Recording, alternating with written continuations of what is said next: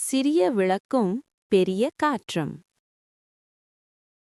ஒரு அழகான கிராமத்தில் அமைதியான ஒரு இரவு வந்தது.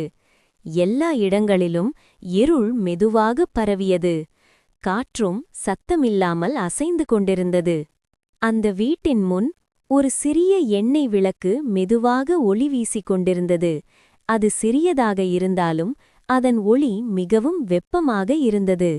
அப்போ அங்கே ஒரு பெரிய காற்று வந்தது. அது சிரித்துக்கொண்டே விளக்கை பார்த்தது. ஹஹா, நீ ரொம்ப சிறியவன். ஒரே ஊதலில் உன் ஒளியை அணைத்து விடுவேன். காற்று பலமாக ஊதியது. இலைகள் பறந்தன. இருள் சுழன்றது. ஆனாலும் அந்த விளக்கு பயப்படவில்லை. மீண்டும் மீண்டும் முயன்றும் விளக்கின் ஒளி அணையவே இல்லை.